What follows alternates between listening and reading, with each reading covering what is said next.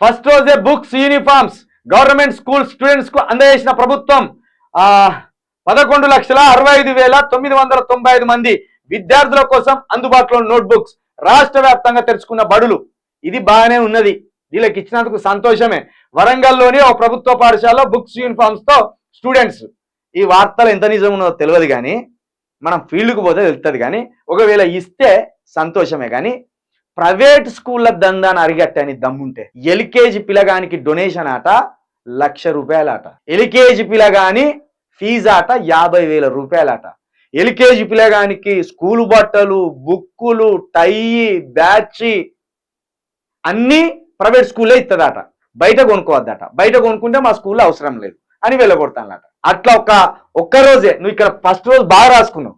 First రోజే ఇన్ని లక్షల మందికి నేను స్కూల్ బ్యాగులు ఇచ్చిన, స్కూల్ బుక్కులు ఇచ్చిన, యూనిఫామ్లు ఇచ్చిన అని రాసుకొచ్చుకోవడం నీ ఘనత బాగానే ఉన్నది. కానీ దీని వెనుక ప్రైవేట్ స్కూళ్ళు చేస్తున్న దందా, అక్రమాలు, దోపిడీ అది అరిగట్టు. గా రోజు నీకు సెల్యూట్ కొడతాం. కార్పొరేట్ స్కూల్ని బంద్ పెట్టు. ప్రతి మండలంలో 2-3 కార్పొరేట్ స్కూల్స్ ఉన్నాయి.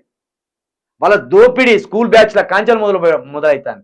టై కాంచెలి, బెల్ట్ కాంచెలి, షూ కాంచెలి, బుక్స్ బయట కొంటే ప్రభుత్వం ఇచ్చే బుక్స్ ఏంటి? ఒక తెలుగు ఒకటి, ఇంగ్లీష్ ఒకటి, మ్యాథ్స్ ఒకటి, సైన్స్ ఒకటి, హిందీ ఒకటి, ఇంగ్లీష్ ఒకటి, 6 సబ్జెక్టులు ఉంటాయి.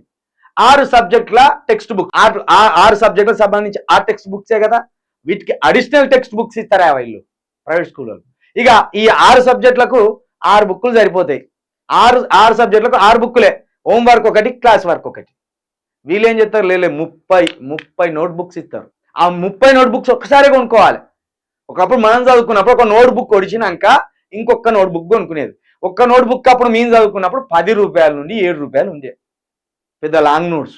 ఇప్పుడు దానికి ఒక ఎల్కేజీ పిల్లగాని నోటు బుక్స్, 1 టెక్స్ట్ బుక్స్ కలిసి దగ్గర ₹6,000 దోపిడే. ఇక సామాన్యుడు చదువుకునే పరిస్థితేనా ఇది? ఇదే మంచిగా రాసుకొచ్చుకున్నాడు. ఇక్కడ ప్రైవేట్ దోపిడిని ఆపుతూ గవర్నమెంట్ని బలోపేతం చేయి.